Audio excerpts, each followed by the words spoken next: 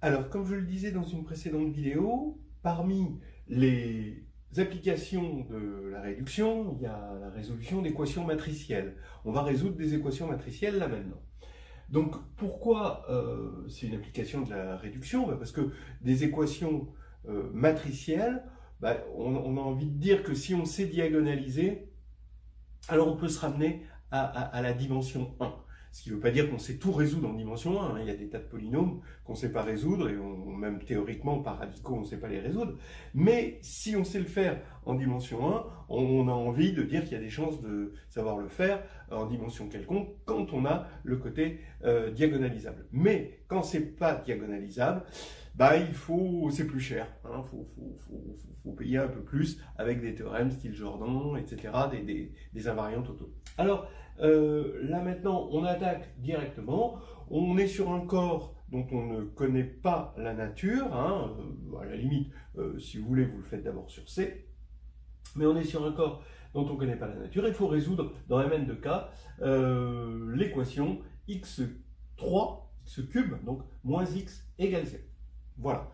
Donc, on va dire essayer. Voilà, on va résoudre donc x3 moins x égale 0, où x est une inconnue qui est une matrice Nn à coefficient dans un corps K dont on ne sait rien a priori à part que c'est un corps. Vous allez me dire quel est le lien entre ceci et la réduction. Le lien il est simple, c'est que si x est solution, d'accord, alors px p-1 est solution et réciproquement, évidemment. D'accord. Donc, vous avez, quand vous remplacez x par px p-1, ici au cube, ici vous remplacez x par px p-1, vous factorisez par p à gauche, par p-1 à droite, et là, vous obtenez 0, et donc ça fait p0, p-1, ça fait bien 0. Et inversement, parce que cela, il joue des rôles symétriques.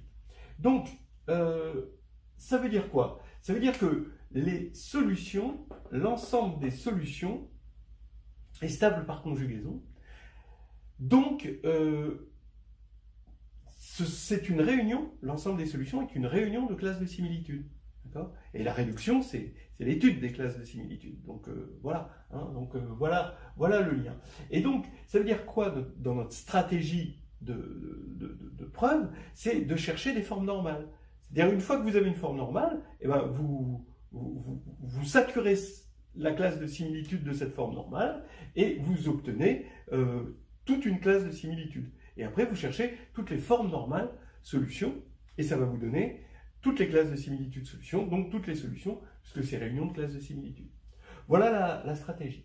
Alors, stratégie très générale, là, regardez bien, vous dites que x, alors, x traditionnellement c'est l'inconnu, mais x traditionnellement c'est aussi l'indéterminé dans les polynômes. Donc là maintenant, l'indéterminé je l'appelle y.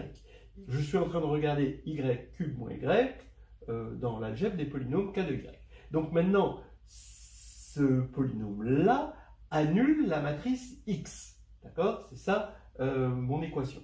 Donc ici, je n'ai qu'à regarder s'il est scindé simple ou pas. Alors, y cube moins y, c'est y facteur de y moins 1 facteur de y plus 1.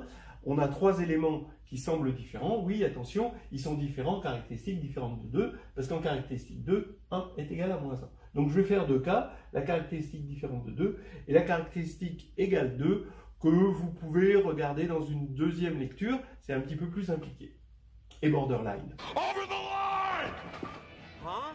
Donc maintenant, on est en caractéristique différente de 2. X est donc annulé par ce polynôme qui est scindé simple, puisqu'on a une caractéristique différente de 2. On a 3 racines de z2 distinctes. Et ici, x est donc diagonalisable. S'il est diagonalisable, c'est donc que S, dont on savait que c'était une réunion de classes de similitude, là je mets comme ça réunion disjointe de classes de similitude, eh bien j'ai qu'à chercher dans chaque classe de similitude un élément de forme normale. Mais comme c'est diagonalisable, c'est des classes de similitude diagonalisables, j'ai ma forme normale, c'est la diagonale des valeurs propres, et elle est unique à permutation près.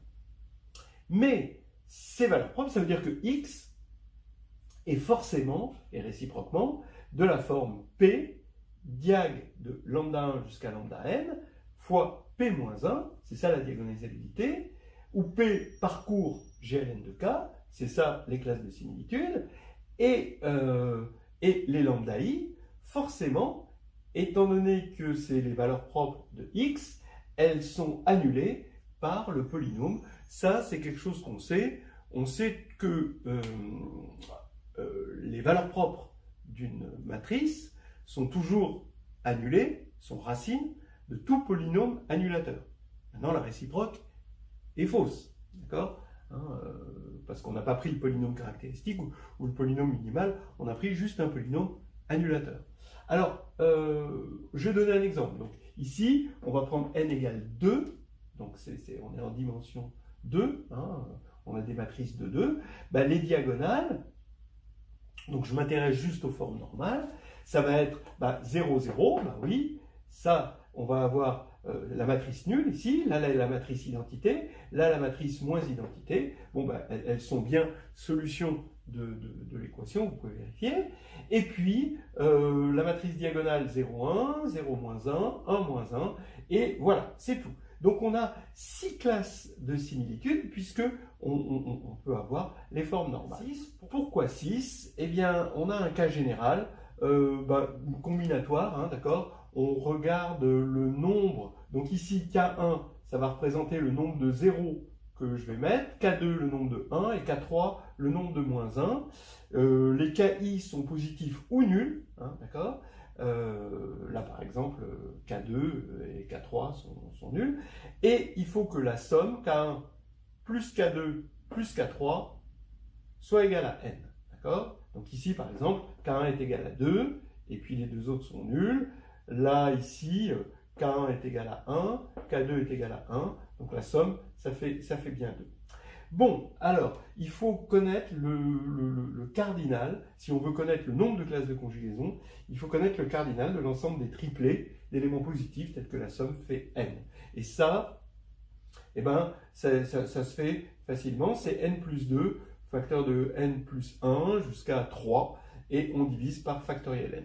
Alors, bon, je vais le faire après en appendice, parce que c'est toujours instructif de voir comment on fait ce genre de choses. La caractéristique, maintenant, 2. D'accord, si on est en caractéristique 2, on a toujours le polynôme, ce polynôme-là qui annule x, mais cette fois-ci, ce polynôme 1 est égal à moins 1, donc je remplace 1 par moins 1 ici, et ça fait y, facteur de y moins 1 au carré. Ce qui nous fait que x est annulé par un polynôme scindé, mais on ne peut pas dire simple. Donc là, borderline, on pense à la forme normale qui va être sous forme de réduite de Jordan, c'est-à-dire que x est égal à p diag de forme de Jordan p-1, où p parcourt GLN de K. Mais attention, pour les formes de Jordan, pour 0, ici, ça va être comme si on était en diagonalisable, c'est-à-dire que notre seule forme de Jordan, ça va être 0, et c'est une forme de Jordan qui doit être annulée par le polynôme y. Et là, il faut une forme de Jordan qui est annulée par le polynôme y-1 carré. Donc, alors, vous avez cette forme de Jordan-là, qui est annulée par y-1, donc annulée par y-1 carré, et sinon, la forme de Jordan, le bloc de Jordan, comme ceci, qui est annulé par y-1 carré.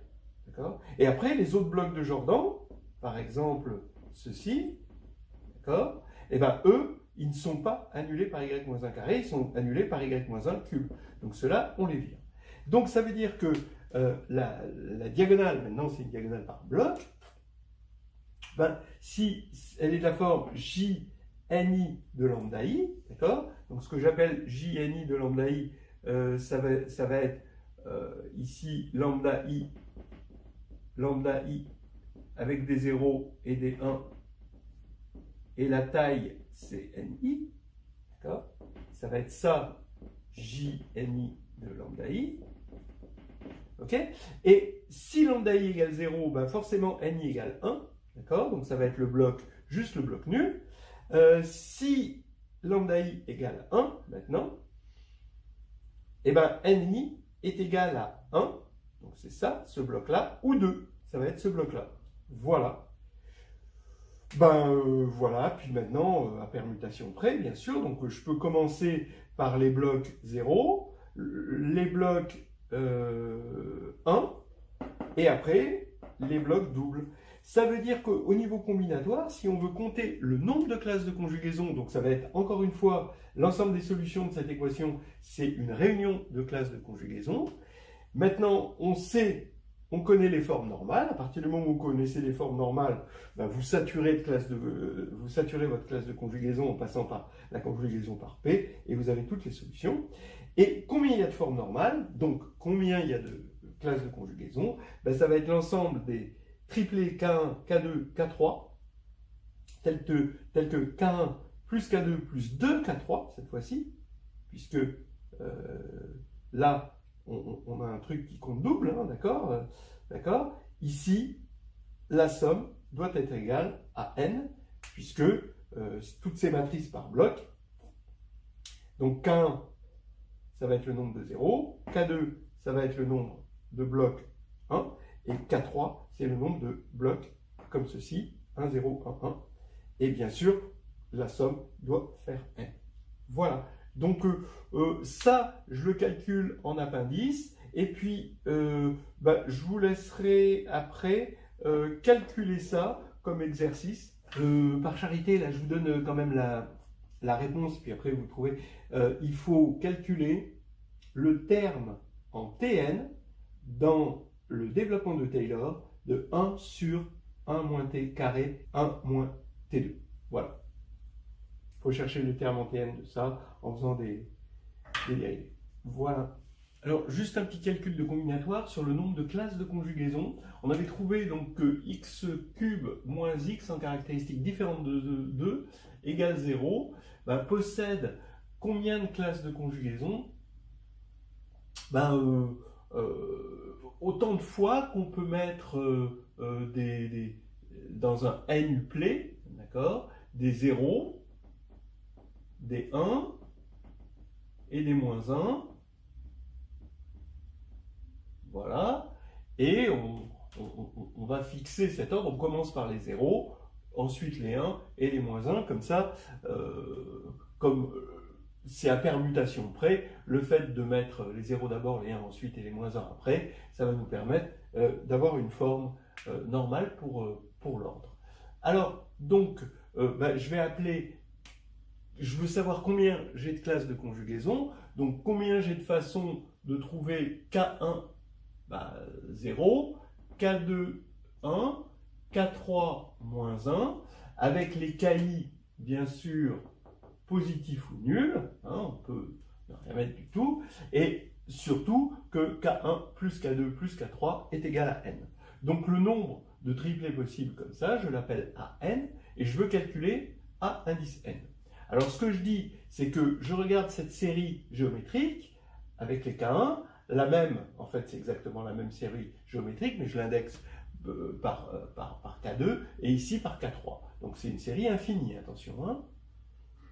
Donc quand je développe tout ça, je sais que j'ai une somme ici qui va me permettre de dire que la série, le produit des séries est égal à la série produit. Hein, donc ça, c'est quelque chose qui vient de la convergence normale, par exemple, hein, des séries sur leur rayon de convergence. Et ici, je vais avoir somme de n positif. Quel est le terme en Tn de ceci? Eh bien, c'est simplement, à chaque fois qu'on aura multiplié ça, par ça, et que K1 plus K2 plus K3 fera n. Et le coefficient qui va, c'est 1 fois 1 fois 1. Donc c'est le somme de 1, ici, avec K1 plus K2 plus K3 égale n. Mais ça, c'est bien le cardinal de ceci, puisqu'on met un 1 à chaque fois qu'on a une solution à ça, avec les KI positifs, bien sûr. Donc c'est exactement le AN que l'on cherche.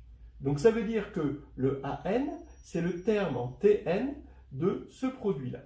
Mais on sait que cette série c'est 1 moins 1 sur 1 moins t, là c'est 1 sur 1 moins t, 1 sur 1 moins t, donc ça fait 1 sur 1 moins t cube, j'appelle ça f de t, et je cherche le terme en t puissance n dans 1 sur 1 moins t cube. D'accord?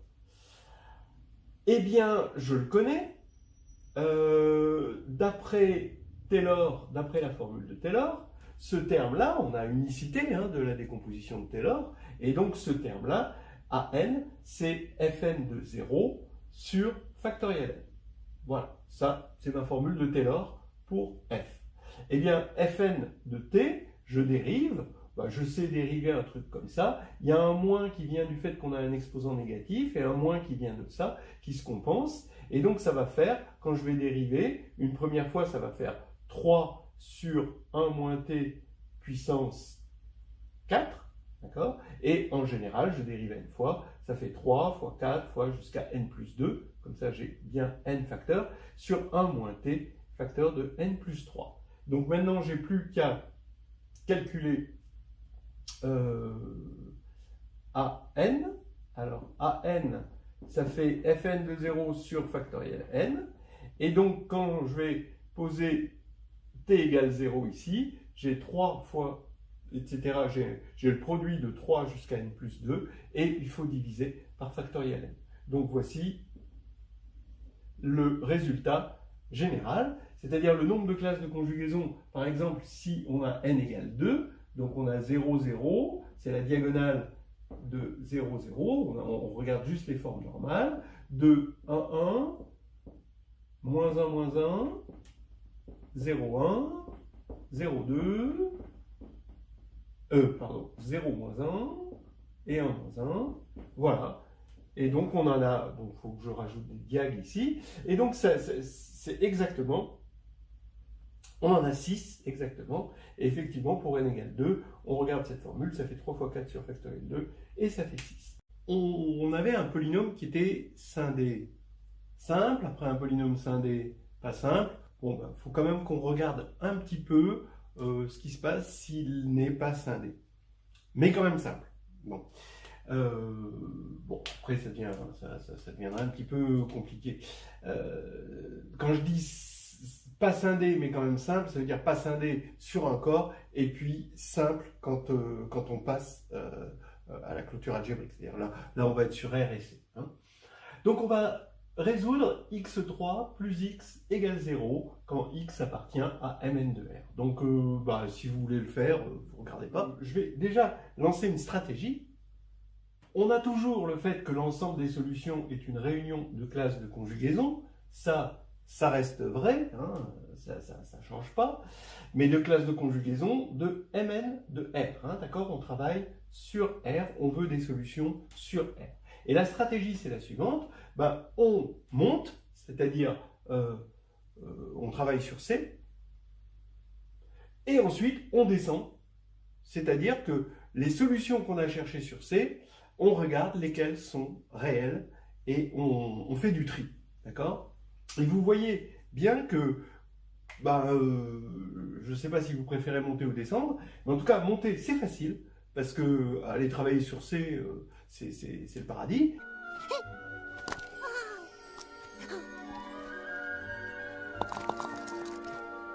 Mais redescendre sur R, ça, c'est difficile. Ça, la descente, elle est vertigineuse.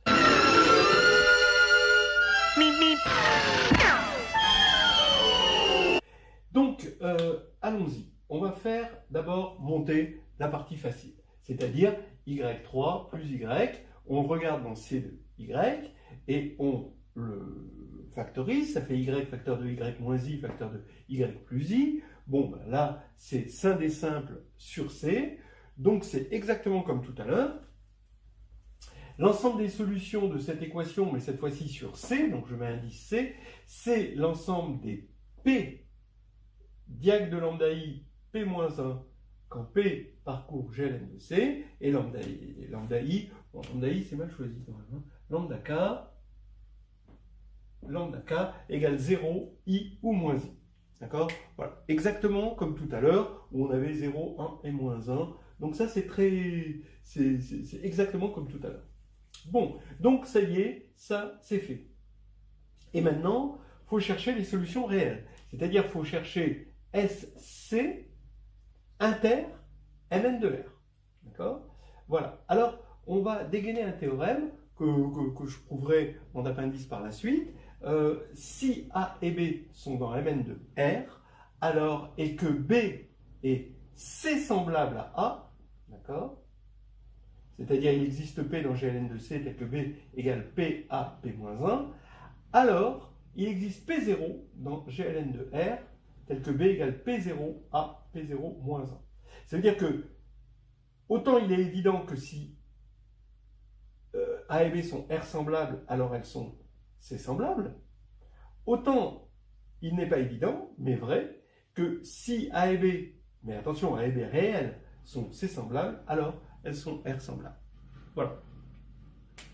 Donc ça c'est un joli théorème qui rentre dans les théorèmes de descente.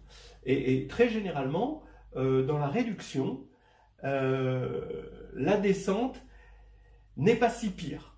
C'est-à-dire grâce à ce théorème. Pareil, on aurait la même chose si on remplace semblable par équivalente.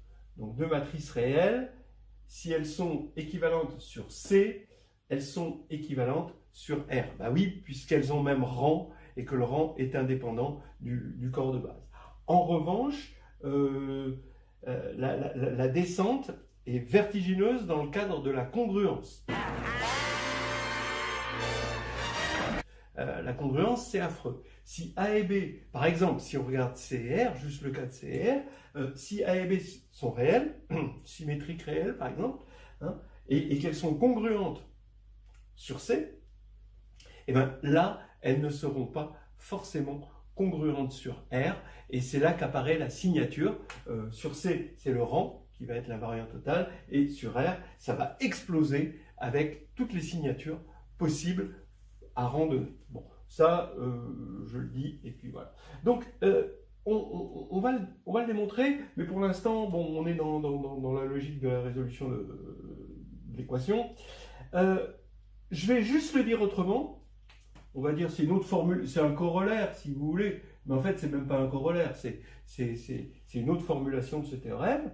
Si on regarde la classe de conjugaison d'une matrice réelle, A c'est une matrice réelle, hein, on regarde sa classe de similitude sur C. Et donc ça c'est dans Mn de C, et on prend l'intersection avec Mn de R. Et bien c'est une seule classe de conjugaison. En effet, si B est réelle et qu'elle est conjuguée à A, alors elle est réellement conjuguée à A. D'accord ? Et bon, l'inverse, évidemment, que si B est réellement conjuguée à A qui est réelle, ben elle est forcément réelle puisqu'elle est réellement conjuguée à A, et elle est dans la classe de conjugaison, dans la C-classe de conjugaison. Donc là, c'est... Donc, si vous voulez, c'est ça qu'on va faire à notre ensemble solution. Vous voyez, notre ensemble solution, il est sur C. C'est des classes de conjugaison, c'est une réunion de classes de conjugaison sur C, mais on cherche des solutions sur R. Donc, on va prendre l'intersection avec Mn de R. Et ça, c'est complètement décrit par ce théorème, c'est-à-dire ça va être les PA P-1 quand P parcourt GLN de R. Donc j'ai mis P0 là. Voilà. Donc voilà, et je dis que c'est pratiquement terminé à partir du moment où on a SC. J'affirme que l'ensemble des solutions cherchées, c'est-à-dire SR, c'est l'ensemble des P0 diag de blocs que je vais appeler RK, P0-1, quand P0 parcourt GLN de R, et les blocs, ils sont de la forme R0, d'accord? Alors bien sûr, là, on peut mettre plusieurs blocs de cette forme-là, R0, et R1. Alors R0, c'est juste 0, donc vous allez avoir une diagonale de 0, et R1, c'est-à-dire le bloc que vous connaissez bien, c'est la représentation matricielle de I, du nombre complexe I, racine de moins 1. Donc ici, c'est 0, 1, moins 1, 0. D'accord? Donc ça veut dire que vous aurez des choses comme ceci, et vous pouvez compter les classes de conjugaison comme on a compté tout à l'heure. Alors ici, vous mettez des zéros, ici vous mettez des blocs, autant que vous voulez, et vous remplissez, et vous avez votre forme normale. D'accord? Alors, comment on va montrer ça? Eh bien, je dis que l'inclusion inverse, elle est claire, parce que 0, ça vérifie ça vérifie que quand on met au carré, ça fait moins 1, moins identité, donc ça fait x2 plus id égale 0, donc ça va vérifier ça. Donc comme tous les blocs vérifient ça, ça va vérifier cette équation, et maintenant, comme c'est stable par l'ensemble des solutions est stable par conjugaison réelle, et bien évidemment, ça vérifiera cette équation aussi. Donc ça, je dis que c'est assez clair. Maintenant, dans l'autre sens, c'est la partie moins claire qui va utiliser le théorème. On prend x dans SR, donc x est dans SC, d'accord, forcément. Mais comme x est dans SC, x se diagonalise, d'accord, comme ceci. D'accord, donc je dis que c'est C semblable, d'accord, à cette matrice diagonale avec des 0, des i et des moins i. Maintenant, je rappelle que x étant dans Mn de R, le polynôme caractéristique de x est réel. Donc, i et moins i sont racines du polynôme caractéristique avec la même multiplicité. Donc, ici, il y a autant de i qu'il y a de moins i dans cette diagonale. Donc, on va pouvoir les regrouper. Donc, ça, c'est juste une permutation. Donc, x c'est semblable à ça. Et puis, on regroupe, puisqu'il y a la même multiplicité, en matrice comme ceci. Mais, regardez cette matrice-là. C'est une matrice de 2. Et ses valeurs propres dans C, son polynôme caractéristique, c'est x2 plus 1. Donc, ses valeurs propres, c'est i moins i. Elles sont distinctes, donc c'est diagonalisable sur C. Et donc, c'est semblable à ça. Ça, c'est assez évident. Ce qui va faire que chaque bloc ici va être C semblable à ça. Donc ici, globalement, on globalise avec tous les blocs, cette matrice-là va être C semblable à cette matrice-là. Mais regardez, ça veut dire que X et cette matrice sont deux matrices qui sont C semblables, évidemment, parce que par transitivité, la relation est semblable à, mais elles sont toutes les deux réelles. X est réel, puisque c'est dans SR, et celle-ci, elle est évidemment réelle, ça saute aux yeux. Donc, elles sont C semblables, et dans R, on applique le théorème, et donc ça veut dire qu'elles sont R semblables. Et donc, si elles sont R semblables, ça veut dire qu'il existe P0, tel que P0 dans GLN de R, qui les conjugue. Voilà. Et donc, on a l'inclusion réciproque. Donc, on va regarder vite fait le théorème de descente qu'on a utilisé. Regardez, vous prenez donc, il faut montrer que si A, B sont dans Mn de R, et B est C semblable à A, alors B est R semblable à A. Donc, il faut tirer de là une matrice P0 qui sera dans GLN de R et qui va assurer la formule de conjugaison pour P0. Donc ici, qu'est-ce qu'on...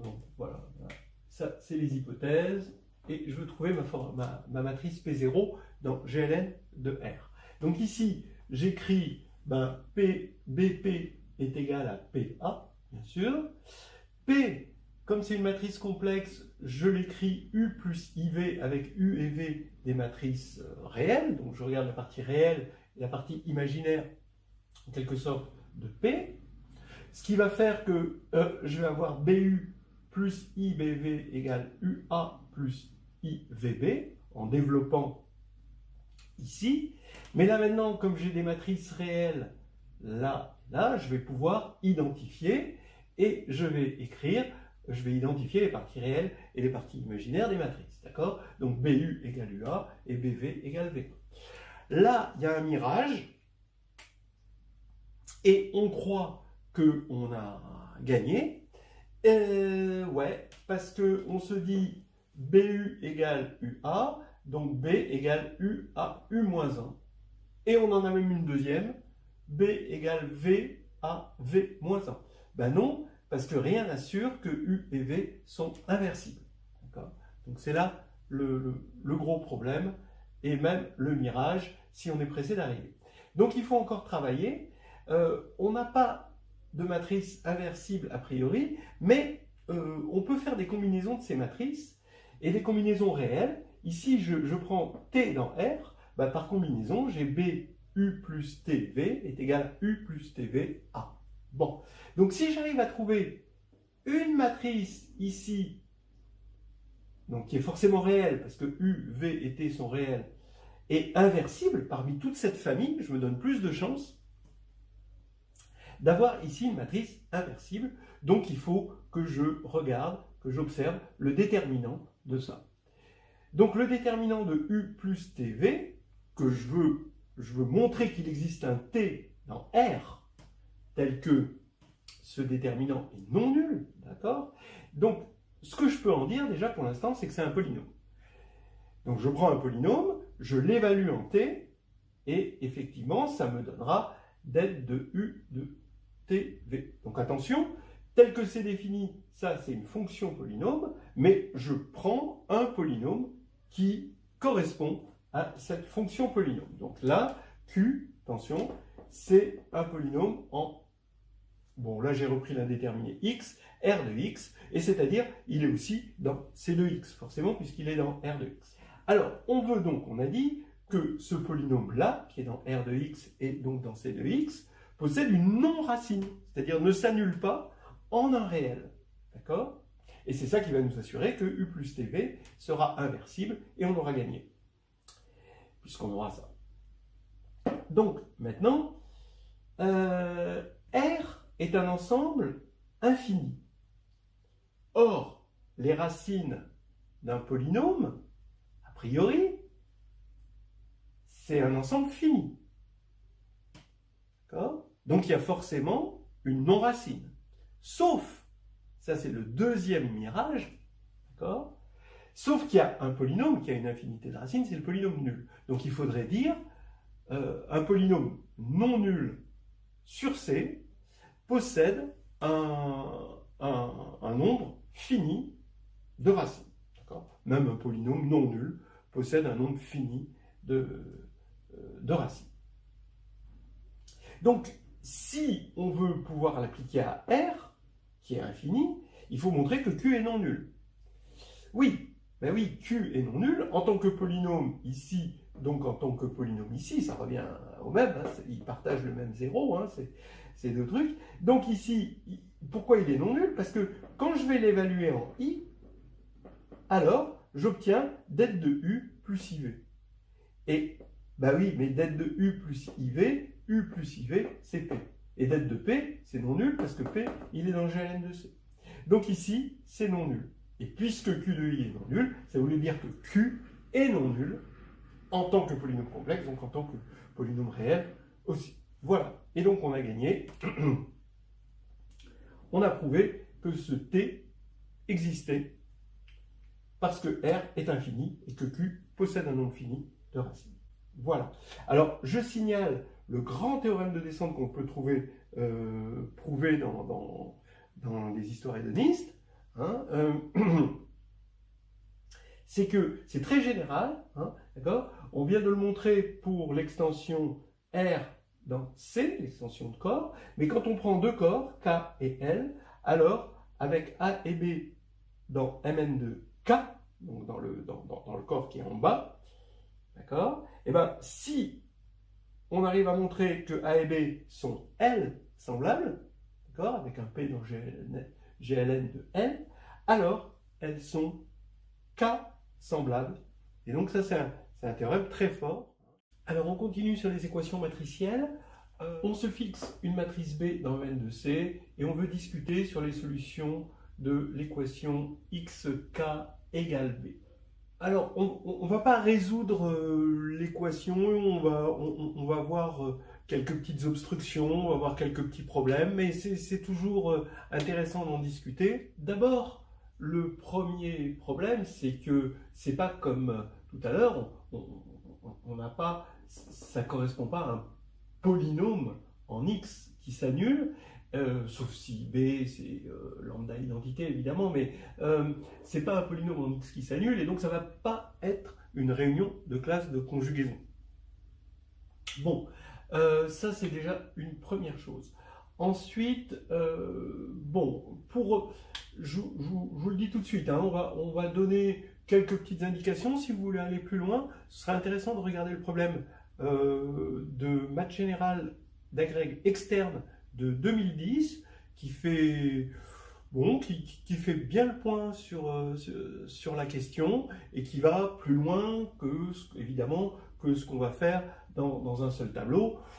Par exemple, on peut imaginer des méthodes de Newton, hein, pour trouver une solution. On peut supposer que B est une matrice compagnon, et X, il se trouve que ça va commuter avec la matrice compagnon. On sait ce que c'est que le commutant d'une matrice compagnon, et puis on ramène ça à des problèmes d'arithmétique qui utilisent le lemme chinois. Et ce sont des choses assez classiques. Bien. Alors, maintenant, on va se contenter de ce qu'on a. On va circonscrire le problème. Ne vous attendez pas à la solution finale, hein. Voilà. Alors, x commute avec xk égale b, d'accord? Effectivement, hein, x commute avec xk, hein, d'accord? Et xk égale b. Donc, si x existe, il commute avec b. Bien, c'est déjà pas mal, hein, c'est déjà un excellent point de départ. C'est intéressant, puisqu'on va changer de base, de regarder ça au niveau des endomorphismes. Donc dans une base canonique, je vais regarder l'endomorphisme de Cn, hein, ici, Ux qui correspond à X, et Ub qui correspond à B dans les mêmes bases canoniques. Et B, comme on est sur C, il est annulé par un polynôme que j'écris comme ceci. Et évidemment, comme Ux commute avec B, il commute avec tout polynôme en B, et il va stabiliser les sous-espaces caractéristiques K lambda. On prend une base de l'espace Cn, hein, qui est compatible avec la décomposition en sous-espace caractéristique pour B, et ce que l'on sait, c'est que la matrice dans cette base de Ux, comme ça stabilise les K lambda, ça va être diagonale par bloc comme ceci, et évidemment la matrice UB de UB dans cette base va être aussi diagonale par bloc. On peut en plus demander à ce que les blocs soient sous cette forme, lambda identité plus une matrice strictement triangulaire. Voilà, hein. Donc là, je reprends mon équation qui va devenir cette matrice puissance k égale cette matrice-là, et finalement, vous voyez que le calcul diagonal par bloc va faire qu'on se ramène à ce bloc, par exemple puissance k est égal à ce bloc, et la même chose pour tout le reste. Donc, grâce à ce lemme des noyaux, qui est entre nous, hein, un lemme chinois importé, hein, on se ramène à x puissance k égale lambda in plus n, d'accord? C'est-à-dire ce bloc x, que je me ramène à ce bloc égal x puissance k est égal à ce bloc, c'est-à-dire lambda identité plus une matrice nilpotente, d'accord? Voilà, donc on se ramène à ça. Alors, pour vous montrer déjà une première difficulté, si lambda égale 0, et on se rend compte que xk égale n, donc puisque lambda est égal à 0, est un problème difficile. Alors, bon, s'il y a des gens qui veulent aller vers ça, ramenez-vous à des tableaux de Young, hein, et puis regardez, donc ça c'est pour ceux qui connaissent les tableaux de Young, ramenez-vous à des tableaux de Young, hein, vous regardez le chapitre 3 de H2G2, où vous avez une explication des tableaux de Young, et ramenez ce problème, qu'est-ce que ça veut dire en termes de tableau de Young? Pourquoi? Parce que si x puissance k égale n et que n est nilpotente, ben c'est que x est nilpotente. Donc elle va être indexée par des tableaux de Young et essayer de traduire cette chose. Mais pour tout le monde, ben regardons k supérieur à n. Rien que le k k supérieur à n, donc pour k assez grand finalement, eh ben, je vais mettre à la puissance n, ça fait x puissance kn égale n puissance n, mais n puissance n, comme on est en taille n, ben, par Cayley-Hamilton, ça fait 0, donc x est une matrice nilpotente, mais si x est une matrice nilpotente de taille n, par Cayley-Hamilton, x puissance n égale 0, mais maintenant n c'est x puissance k, et x puissance k c'est x puissance n fois x puissance k moins n, puisque k est supérieur à n, donc ça fait 0, parce que x puissance n égale 0. Donc n est forcément nul. Vous ne pouvez pas avoir des racines km de n pour k grand, hein, pour k supérieur ou égal à n par exemple. Et si k est inférieur à n, alors c'est possible, mais ça va dépendre des invariants de n. Voilà. Maintenant, on va s'attaquer à un cas un peu plus positif, le cas où lambda est différent de 0. Et ici, donc ça veut dire que maintenant, quitte à changer x en x sur mu, alors mu c'est un nombre complexe tel que mu k égale lambda, c'est très facile de trouver des nombres complexes mu tel que mu k égale lambda, il suffit, ce lambda différent de 0, d'en écrire sa décomposition polaire, et donc on obtient les mu solutions. Et donc on divise là par lambda des deux côtés, donc par mu k, donc ça veut dire qu'on a x sur mu, le tout puissance k est égal à in plus n sur lambda, mais n sur lambda est aussi nilpotente, je le remplace par n, et donc finalement je me ramène à une équation de type xk égale in plus n. Voilà, donc ça c'est pratique. Et là maintenant, pour cela, je vais utiliser un lemme, mais c'est vraiment un tout petit lemme, hein, c'est vraiment un petit lemminou. Hein. Alors qu'est-ce qu'il dit ce lemminou? Il dit que si P est un polynôme à coefficient de R, un vrai polynôme avec l'indéterminé grand X, alors maintenant quand on l'évalue en petit x, si dans un voisinage de 0, la fonction polynôme P de x est un grand taux de xn, c'est-à-dire quand on fait P de x sur petit xn, c'est borné dans un voisinage de 0, alors forcément, hein, P est de la forme grand xn q. Avec q, un polynôme évidemment réel.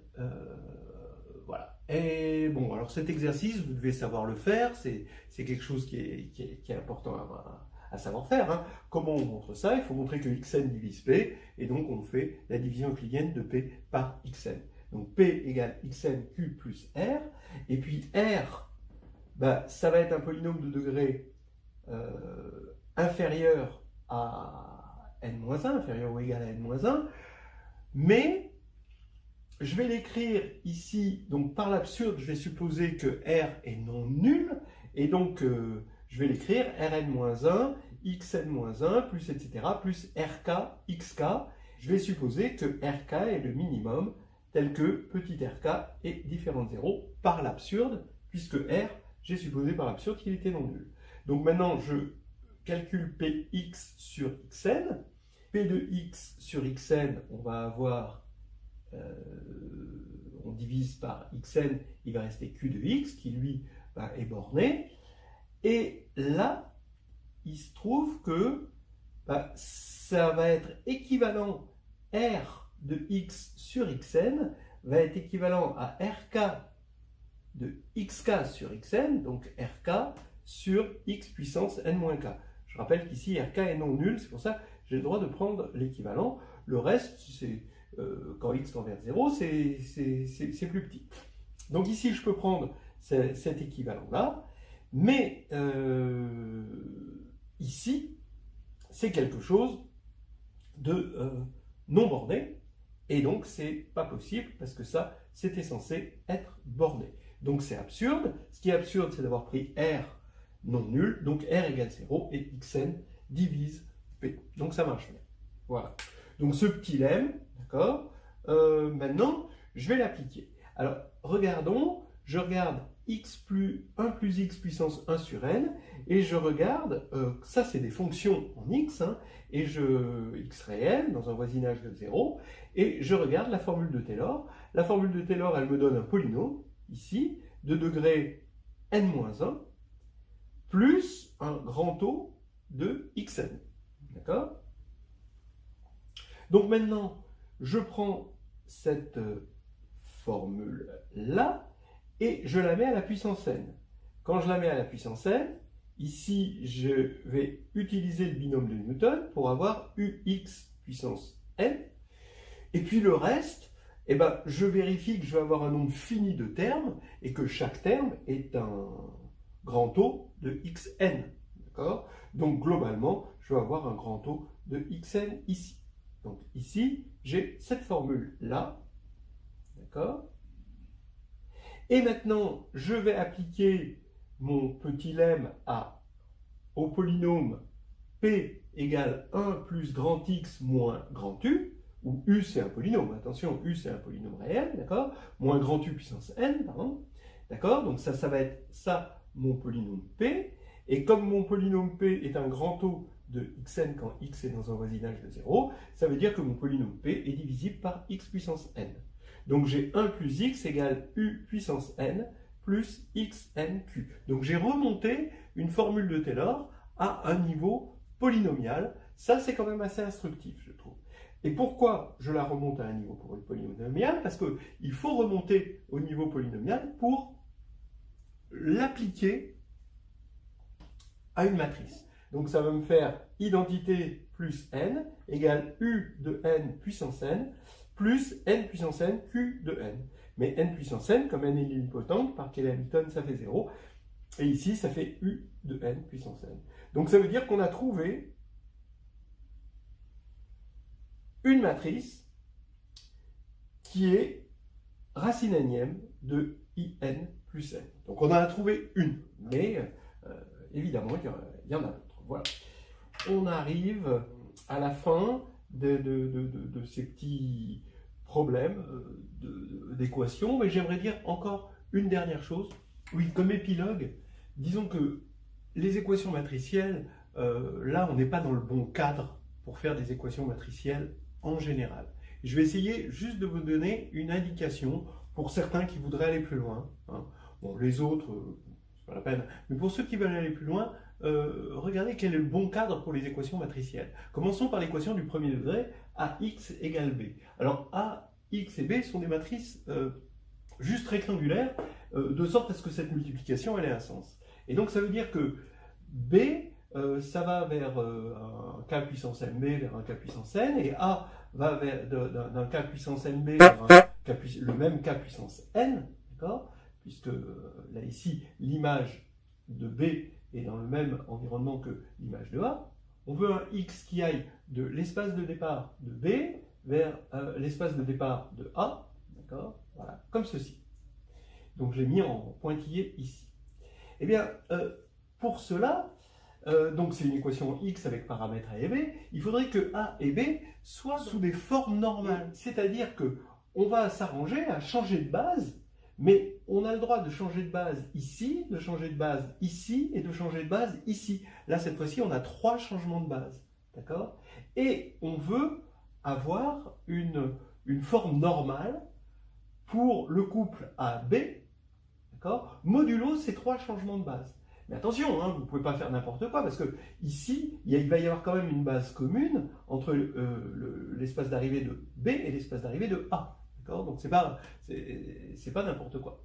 D'accord. Et ensuite, on résout l'équation sous cette forme normale. Alors, quelle est la théorie, la bonne théorie, le bon environnement pour trouver des formes normales? Ben, c'est la théorie des Carquois, hein, d'accord, des représentations, ce qu'on appelle les représentations de Carquois. Voilà. Alors, un Carquois, c'est un truc comme ça, par exemple. Donc, tac. Voilà, un carquois, c'est des sommets et des flèches, finalement, comme un arc et des flèches. Hein, c'est un carquois, le carquois, c'est là où on met les flèches. Et donc, on a des sommets et des flèches. Et là, c'est celui-ci, c'est la donne de AB. Et on va changer de base sur les sommets et on va regarder des formes normales sur les flèches, d'accord, qui sont des applications linéaires. Et si on regarde la théorie de Carquois, et ben regardez, la théorie des représentations de Carquois, ce qu'on a fait sur les applications linéaires, où on est tombé sur l'invariant total, le rang, et ben c'est juste le Carquois comme ceci, puisqu'on cherche des applications linéaires d'un espace vers un autre, modulo changement de base de cet espace et changement de base de cet espace. Quand on a étudié les endomorphismes, et ça nous a pris énormément de temps, et c'est le cœur du programme d'algèbre linéaire à la grecque, et ben, les endomorphismes, c'est juste ce Carquois boucle, d'accord? Donc, effectivement, on met un endomorphisme ici, ça revient à mettre une application linéaire là, d'un espace de départ, et l'espace dérivé sont les mêmes, donc on n'a qu'un seul changement de base possible. Voilà. Donc vous imaginez ce que ça peut être, les représentations de Carquois. Ceux qui sont tristes parce que ça s'est arrêté sur les endomorphismes, eh ben, la bonne nouvelle, c'est qu'on va pouvoir continuer. Et la suite logique du programme, qui n'est pas le programme d'agrègue, hein, mais le programme d'algèbre linéaire, c'est de regarder les représentations de Carquois, c'est-à-dire de faire des changements de base, mais avec un Carquois général. Et ça nous servira pour les équations matricielles, entre autres, évidemment. D'accord? Donc, bon, comme solution, donc, bon, on peut trouver des solutions si et seulement si im B est inclus dans im A, et après on peut trouver les solutions. Hein.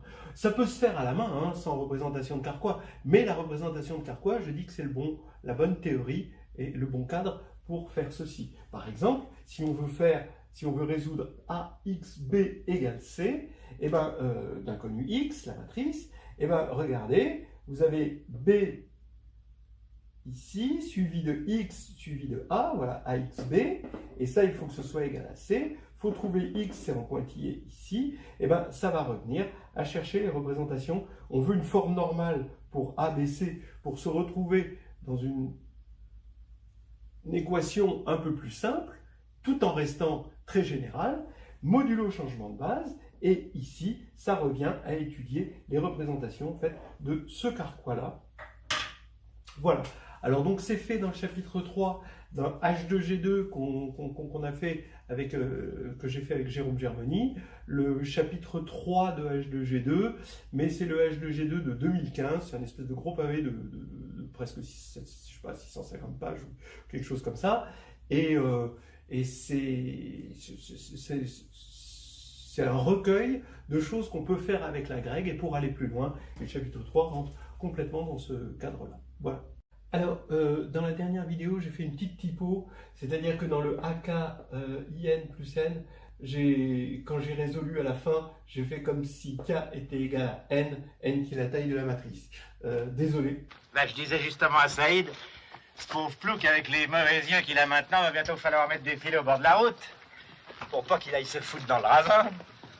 Pour me faire pardonner, j'en remets une couche sur ces histoires d'équations matricielles. Enfin, ce coup-là, on n'aura pas à creuser, c'est déjà ça. J'aime mieux qu'on t'opère en surface. Parce que parti comme t'étais l'autre coup, en améliorant un peu, il fallait amener les spéléologues. On veut trouver une matrice A telle que A puissance K égale identité plus N. Où N est nilpotente, on est dans Mn de R. On pourrait être sur C, ça ne changerait rien du tout. Et on part sur un petit lemme.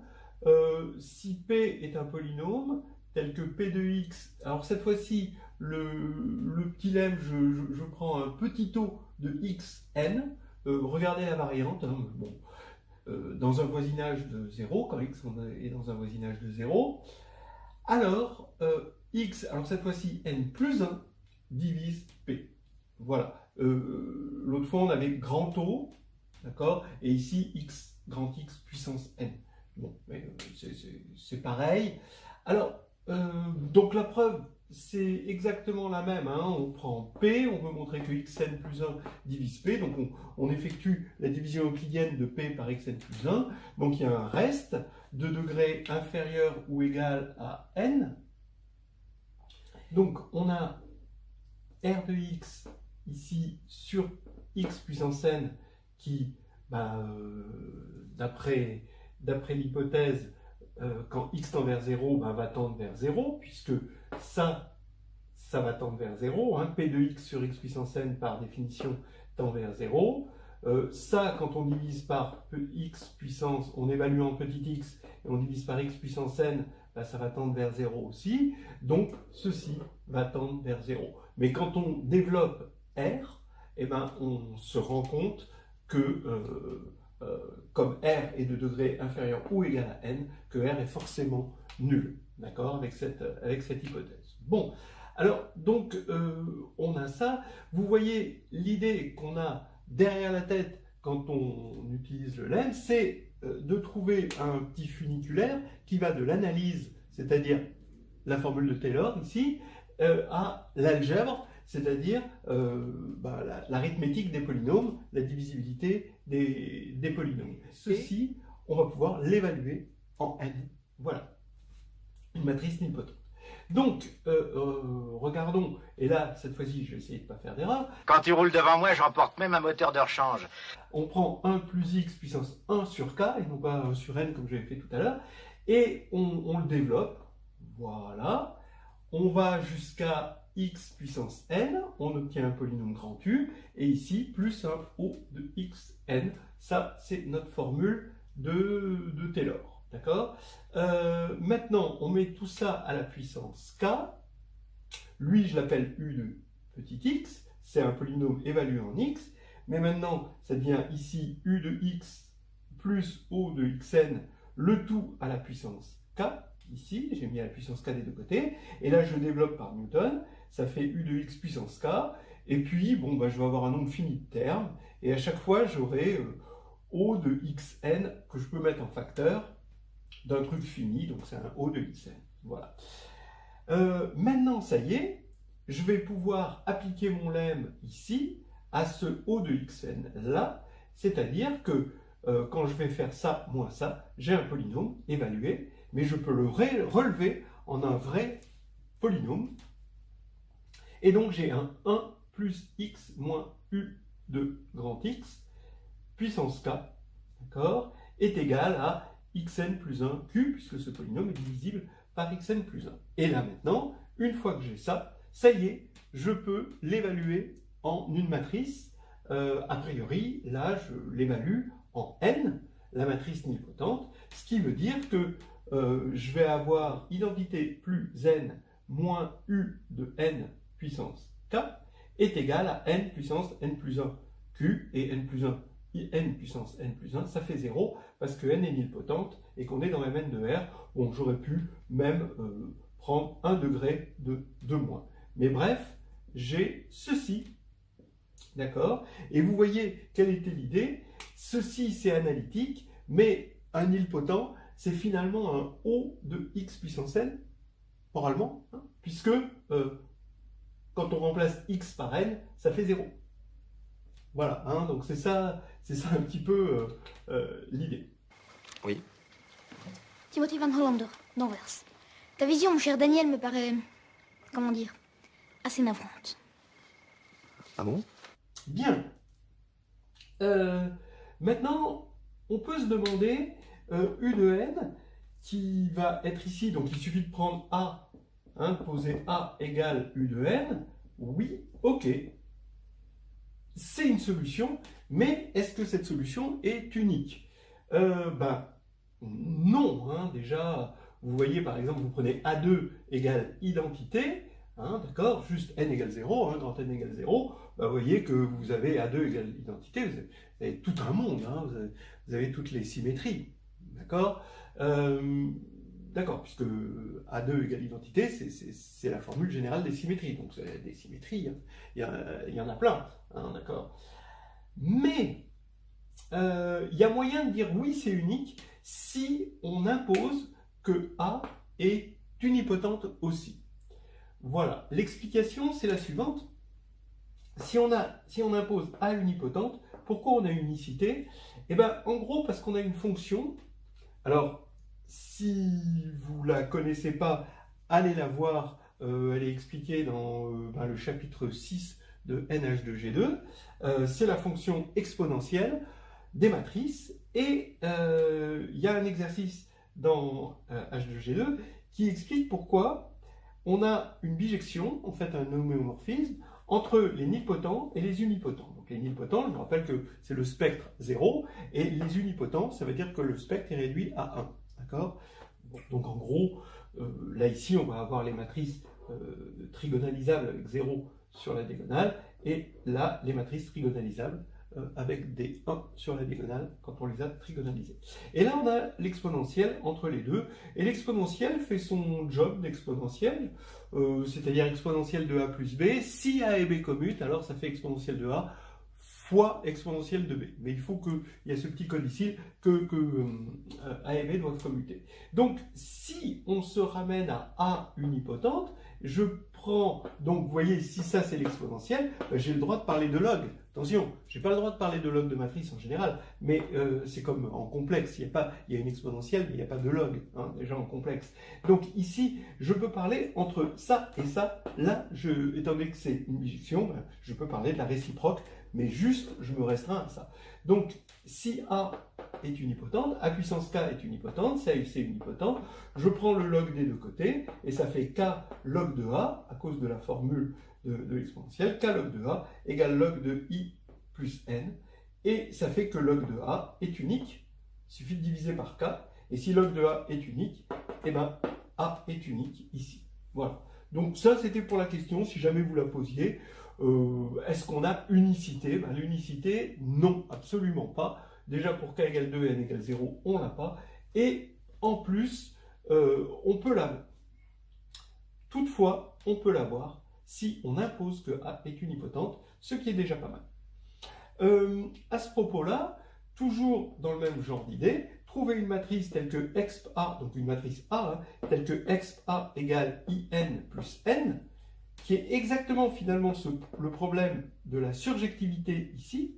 Oui, donc je vais trouver une matrice nilpotente, d'accord, telle que exp A, alors ici je vais avoir in plus n, d'accord, et là je veux une matrice, et en plus je vais me payer le luxe de l'avoir nilpotente, hein, A, telle que exp A égale in plus n. Alors pareil, hein, d'accord, je vais prendre ma petite formule de Taylor.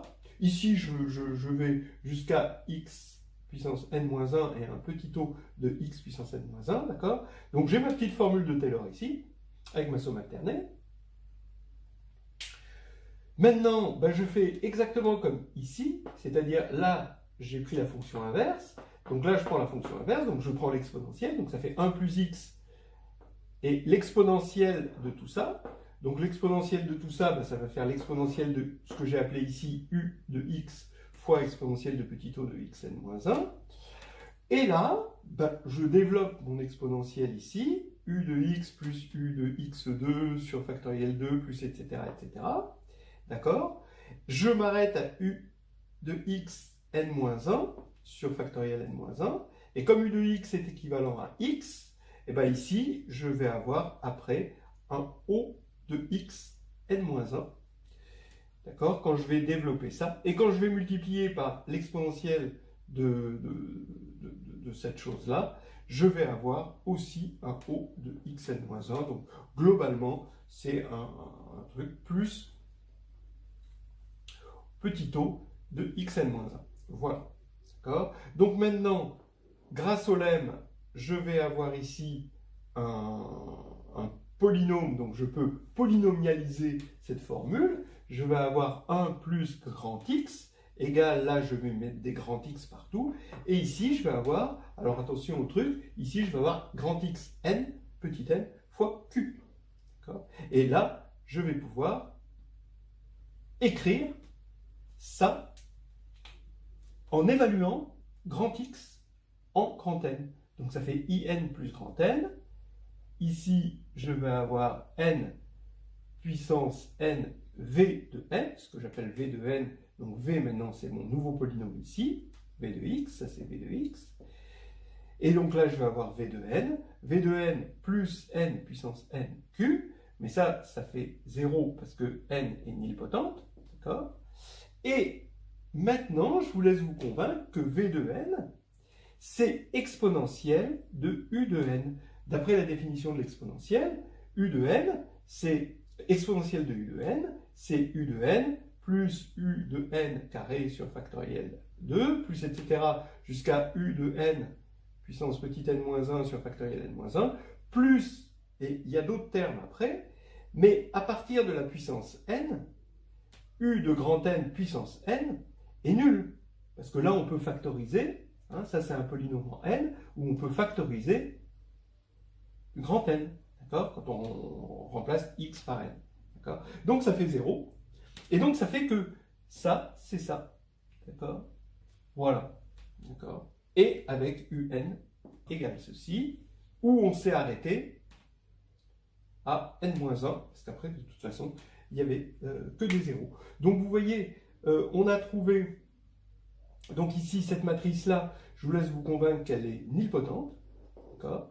Donc on a trouvé une matrice nilpotente, ça va être ça, la matrice A que l'on cherchait, qui est nilpotente, d'accord, et qui vérifie que l'exponentielle, c'est in plus n, donc la matrice unipotente dont on était parti, d'accord, in plus n. Voilà.